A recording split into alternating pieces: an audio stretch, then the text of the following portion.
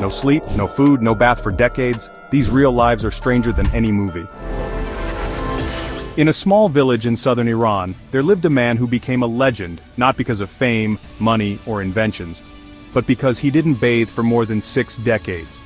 His name was Amou Haji, and by the time most people heard about him, he had already become one of the most unusual people on the planet. Covered in layers of dust and soot, his skin had turned a leathery gray, and his hair resembled a bird's nest baked in the desert sun. He didn't avoid bathing out of laziness or a quirky habit. He truly believed that water would make him sick. Locals around the village of Dejga accepted him as part of their world. To outsiders, he might have looked like someone from a post-apocalyptic film, but to the villagers, he was a quiet, peaceful man who simply chose a different path. He lived in a hole in the ground for years, then moved to a crude shack made of rocks. His meals? Mostly rotten meat, including porcupine. His drink of choice? Water from puddles or rusted oil cans. Still, Amou Haji wasn't desperate or miserable. He laughed, smoked, and chatted with the people who visited him. Scientists and journalists were stunned when they discovered that this man, with no access to modern hygiene, didn't suffer from any severe diseases. His immune system was somehow incredibly strong. In fact, he became the subject of curiosity for health researchers. Some even speculated that constant exposure to bacteria had made him unusually resistant to common infections. It was like real-life superhero immunity, though in the most unexpected package. In his final year, after decades of refusing water, he finally agreed to take a bath. And shortly after, he passed away. Some called it a coincidence. Others whispered that he had been right all along. His life raised strange questions about health, belief, and what the human body can adapt to. Out of all the strange stories tucked away in history, the life of Mihelo Totos might be one of the quietest and most bizarre. Born in the late 1800s in Greece, he lost his mother at birth and was brought to Mount Athos, a remote Orthodox monastery that has banned women for over 1,000 years. Monks there live simple lives of prayer, silence, and strict isolation from the outside world. For Mihelo, this wasn't a choice. He grew up entirely within the walls of the monastery, and according to accounts, he died at over 80 years old, without ever laying eyes on a single woman. Not even a glimpse from a newspaper photo, not even a passing stranger on a distant road. His entire world was male monks, stone walls, icons, and the sound of church bells. The mountain itself is a closed republic. No females allowed, not even female animals. While most people go through countless relationships, families, and heartbreaks, Totos lived a life untouched by all of it. Some saw it as devotion, others as a peculiar sort of experiment in isolation. We don't have selfies of Mihelo or interviews. What remains is the eerie record of a man who, by circumstance and tradition, missed an entire part of the human experience. It wasn't science fiction, it wasn't a myth.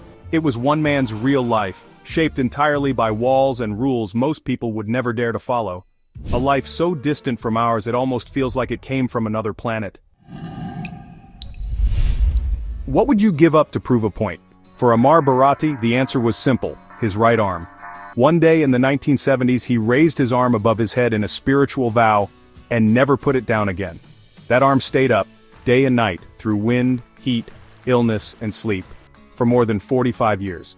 At first, it was excruciating. His fingers curled, the muscles shriveled, the nerves died. Over time it became locked in place, like a branch of a tree that forgot how to bend. Amar Barati wasn't looking for fame. He did it as a symbol of peace and devotion, inspired by his spiritual path as a sadhu, or holy man. What started as a personal gesture grew into something more. Other sadhus began to follow his example. Some even held their arms up for shorter periods, trying to feel a sliver of what he did. And here's what's fascinating. The longer he kept that arm raised, the more people began to visit him. Not to gawk, but to understand. His act became a silent protest, a strange kind of sacrifice that left even doctors stunned. How could the human body survive this? How could someone live like that for decades? Some people write books, some people build monuments. Amar Barati just raised his hand and rewrote what endurance could mean. And just like Mihelo Totos lived a life without ever seeing half the world's population, Barati gave up using half his body just to make a point. In the dry hills of Gujarat, India, lived a man who baffled scientists, doctors, and pretty much anyone who heard his story. Prolad Johnny, also known as Mataji, claimed that he hadn't eaten a single bite of food or drunk a drop of water for over 70 years. No snacks, no meals, no hydration. He said a goddess blessed him as a child, giving him the power to survive without physical nourishment. To most people, that sounds impossible. And yet, no one could fully prove him wrong. In the early 2000s and again in 2010, Indian military doctors actually placed him under round-the-clock surveillance in a controlled hospital environment. No food, no water, no bathroom breaks. Over the span of 15 days, they watched him closely. Not only did he not eat or drink, his body didn't even show signs of dehydration. His weight stayed stable, his organs kept functioning, and he walked, talked, and prayed just like any normal person. Of course, skeptics raised questions. They wondered about camera blind spots or tiny loopholes. But even among doubters, one thing was clear. Prolad Johnny wasn't weak, sick, or frail. He looked like a healthy man in his 80s, full of energy and calm focus. He dressed like a sage in bright red robes, his long silver beard giving him the look of a character from an ancient epic, or maybe honestly a real-life Yoda. What he did, if fully true, defied biology. If it wasn't true, it was still one of the most extreme and dedicated performances of all time. Either way, his case was studied by government officials and serious researchers, not just curious bloggers. Whether miracle or mystery, Prolad Johnny became a symbol of how little we truly understand the limits of the human body. Not all castaways are accidental. Masafumi Nagasaki chose his island life and stripped away nearly everything that came with modern society. For 29 years he lived completely alone on Soto Banari, a tiny uninhabited island in Okinawa, Japan. No electricity, no running water, no clothes. He arrived in his early 50s and never looked back. Every morning he'd greet the sun with a silent ritual. Every evening he'd rest beneath the stars, untouched by traffic, phones, or deadlines. What drove him there wasn't madness or survival, it was peace. He once said that clothes felt unnatural, that people always tried to please others too much, and that he felt freer living as nature intended. His only contact with the outside world was a boat that occasionally brought him water and rice. Sometimes storms would hit and he'd just dig into the sand and wait it out. When asked what he missed most, he simply said, nothing. For nearly 3 decades, his only neighbors were crabs, birds, and the endless ocean breeze. He didn't have Wi-Fi, but his story eventually did. A photographer stumbled upon him in the 2000s, and soon, the world learned about the Japanese Robinson Crusoe, the quiet man with wild gray hair, sun-darkened skin, and a gaze that seemed to see through the noise of the modern world. In 2018, authorities removed him from the island for health reasons, against his will. He didn't ask for rescue. He didn't want fame. Masafumi Nagasaki just wanted to be left alone. And for nearly 30 years, he succeeded, becoming one of the most remarkable examples of chosen solitude in our time. Most people, start to lose their minds after just 48 hours without sleep. Hallucinations, memory loss, and even organ damage can set in fast. But Enakt Thai, a farmer from Quang Nam province in Vietnam, has reportedly gone without sleep since the early 1970s.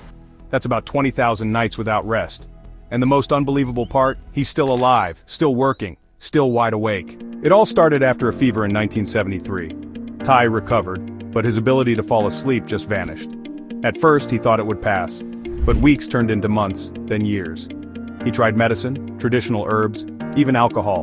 Nothing worked. But unlike the zombies you'd expect from that kind of insomnia, he kept farming, digging, carrying heavy loads, and walking miles every day.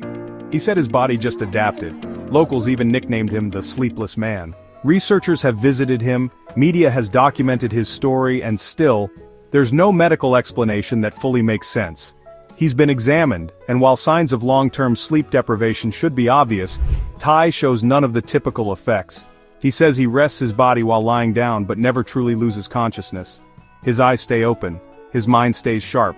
Some doctors believe he might experience microsleeps, tiny split-second moments of unconscious rest that keep him functioning. Others suggest an incredibly rare neurological condition, but no one has cracked the case. It's like a real-life twist on Fight Club. Except this man isn't fighting, he's planting vegetables and living a simple, tireless life. Whether a medical mystery or an extreme biological outlier, Enakt Thai has turned what would destroy most people into just his way of being. If aging is inevitable, then Ching Yuen might be the biggest mystery in the history of time itself. According to some records, this Chinese herbalist was born in 1677, or possibly even earlier, and died in 1933. That would make him 256 years old at the time of his death. Yes, 2.5 centuries in one lifetime. While modern science doesn't confirm it with hard evidence, official Chinese documents, including a congratulatory letter from a government official, suggest his birthdate and age were taken seriously. Li wasn't a wizard or a monk hiding in the mountains. He was a real person, reportedly married 23 times and fathered over 200 children. He was known across provinces as a master of herbs, martial arts, and internal energy practices like Qigong. His secret, according to interviews before his death, was simple: stay calm, eat lightly, walk often, and never argue. He said, "Keep a quiet heart, sit like a tortoise, walk sprightly like a pigeon, and sleep like a dog." Eyewitnesses claimed that Li looked like a man in his 60s even in his final years.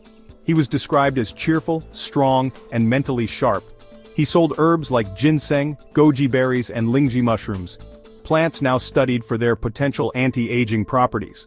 It's no surprise that his name shows up in longevity studies and health documentaries even today. Of course, skeptics argue that his age was exaggerated, or that several people with the same name may have been confused over generations. But Li Ching Yuen's story was accepted by both local villagers and government officials. He wasn't treated as a myth, but as a respected elder who had seen empires rise and fall, all within a single lifetime. Whether he lived 256 years or not, his lifestyle and reputation are enough to spark fascination. In a world where people are chasing the next miracle diet, Li might have unlocked something far more powerful: endurance through simplicity. In the dense jungles of southern Nepal, a teenage boy sat cross-legged beneath a tree, and didn't move, for days, then weeks, then months. Locals thought he was in a trance. Others believed they were witnessing a miracle. His name was Ram Bahadur Bomjon, but many started calling him the Buddha Boy, a living echo of Siddhartha Gautama himself. What made him so extraordinary wasn't just his stillness, it was the claim that he went without food or water during that time. Crowds gathered, cameras rolled. People from all over Nepal came to see the boy who sat silently under the peepal tree, eyes closed, deep in meditation, untouched by the outside world. He reportedly remained motionless for up to 10 months, meditating for as many as 20 hours a day, no eating, no drinking, no speaking. Some villagers even claimed they witnessed him glowing faintly at night like something out of a myth or sci-fi film. In 2005, journalists and TV crews arrived to document the phenomenon. Some captured footage of him sitting perfectly still for days at a time. Researchers were intrigued. Security had to be arranged as the crowds grew massive. Even skeptics admitted something strange was happening. He wasn't looking for fame, fortune, or followers. He just wanted silence and isolation.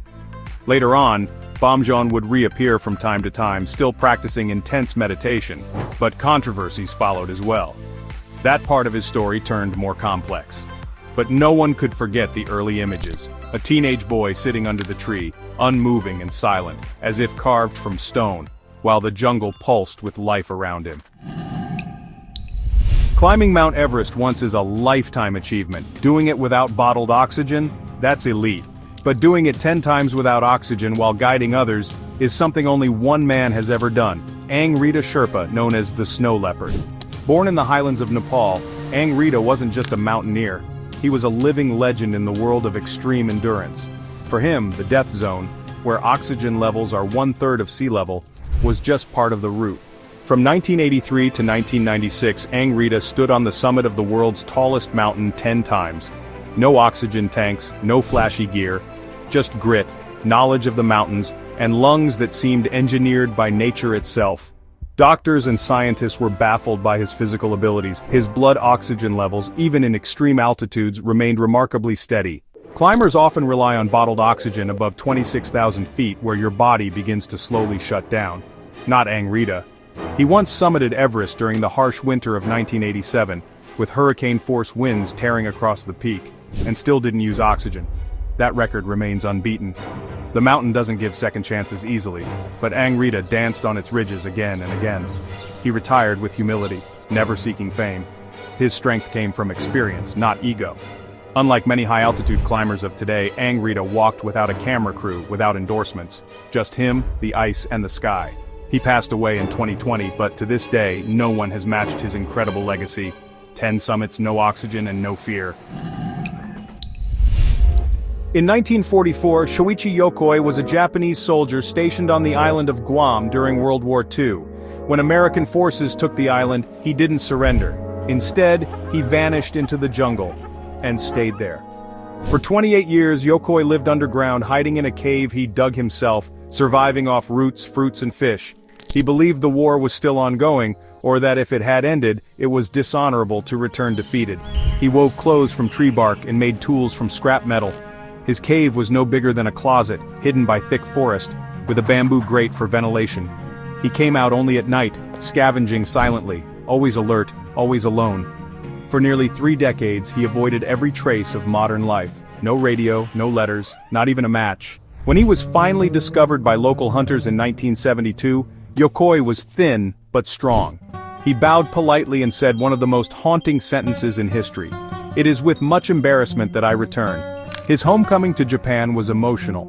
He became a national figure overnight, not just as a soldier but as a man frozen in time. While most people struggle to go a day without checking their phones, Shoichi Yokoi survived 28 years with nothing but instincts and discipline. His story is strange, tragic, and deeply human, proof of what the mind can hold on to and what the body can endure long after the world moves on. A hiccup usually lasts a few minutes, maybe hours if you're unlucky. But for Charles Osborne, it became a way of life, for 68 straight years. Starting in 1922 after a fall while attempting to weigh a pig, something in his diaphragm went off track. From that moment, his body began hiccuping non-stop, up to 40 times per minute. That's roughly 430 million hiccups over his lifetime, a number so staggering it landed him in the Guinness World Records. He didn't go viral online. He went legendary in medical journals and talk shows. Doctors examined him, poked, scanned, and theorized. They tried hypnosis, carbon monoxide therapy, and countless medications. Nothing worked. The hiccups just stayed. They were violent at first, shaking his body and voice. But over time, they softened, just enough for him to carry on with daily life. And carry on he did. He worked, got married twice, and had 8 children. He learned how to talk while hiccuping, how to eat without choking, and how to sleep through the involuntary spasms. Toward the end of his life, the hiccups mysteriously stopped, just as suddenly as they'd started. By then, he was 96. Osborne's life was both incredibly ordinary and unbelievably strange. He didn't climb mountains or vanish into jungles, but he fought a private battle every second of the day for nearly 7 decades. And he did it without bitterness, just patience. Charles Osborne didn't just endure the world's longest hiccup, he turned it into a life lived with quiet, relentless strength. Some people plant a tree to mark a memory. Jadav Payeng planted an entire forest, alone.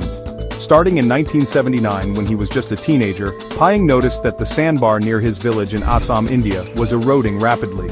With no trees to hold the soil, floods and heat were stripping the land bare. While most people moved on, he stayed, and started planting. First came bamboo, then slowly saplings of native trees. Every day he planted and watered by hand. No machines, no funding, no crowd cheering him on, just a young man with a goal to bring life back to dead land. Over 4 decades later, that same patch of barren soil is now Molai Forest, a 1,360-acre ecosystem teeming with deer, elephants, birds, even tigers. Locals call him the Forest Man of India. Environmentalists fly in just to walk through what he created, but Jadav never looked for praise. He says he only wanted to protect his home. He even built a house inside the forest and continues to live there, coexisting with the wildlife he helped return. At a time when forests are vanishing by the minute, one man quietly built one with his own hands. No internet campaigns, no viral clips, just a daily act of devotion to the earth. While others debated climate change, Jadav Payeng was out there, one tree at a time, changing the future. Some people live loud, public lives. Henry Darger didn't. He was a janitor in Chicago. Quiet, unnoticed, and a bit of an oddball to neighbors. He lived alone in a one-room apartment, barely spoke to anyone, and had no known friends or family connections. But after his death in 1973, his landlord opened the door to clean out the room and discovered one of the most unexpected artistic legacies in American history. There, stacked in piles, was a handwritten novel longer than anything most people had ever seen, over 15,000 pages, complete with illustrations, maps, and characters. The title? The story of the Vivian girls in what is known as the realms of the unreal. It told the tale of young girls leading a rebellion in a sprawling, war-torn fantasy world. Hand-drawn battle scenes stretched across huge scrolls of paper. Some were over 10 feet long. Darger taught himself to draw and paint using magazine cutouts as reference. He borrowed faces, reimagined uniforms, and built cities from scratch, all within the tiny confines of his apartment. No one had a clue. His day job was mopping floors. His night job was building an entire universe. Today, Darger is considered a pioneer of outsider art. His work has been exhibited in major museums around the world. Art critics, writers, and filmmakers have all tried to make sense of his mysterious life. But honestly, he never expected any of it to be seen. He created for himself in total isolation, possibly as a way to escape a difficult childhood and a life marked by loss. Henry Darger never chased fame, but he built something massive, haunting, and strangely beautiful. His story flips the idea of success on its head. Sometimes the biggest worlds come from the quietest people. Some people seek solitude by moving into the mountains. St. Simeon Stylites went even further, literally upward. In the 5th century, this Syrian monk climbed onto a stone pillar nearly 10 feet high, and, well, stayed there. Not for a week or a month, but for 37 years. Rain, wind, burning sun, none of it moved him. He remained standing, praying and meditating on a small platform with no roof, no walls, and barely enough space to lie down. What drove him wasn't madness or punishment, it was his radical devotion to spiritual life. As news of Simeon spread, people began to travel across the desert just to see him. Pilgrims gathered at the base of the pillar to hear him preach, often shouting up questions while he offered his words from above. Over time, his pillar grew taller, eventually reaching over 50 feet as platforms were rebuilt. Supplies like food and water were brought up with rope, and waste was lowered the same way. Despite the discomfort, Simeon never complained.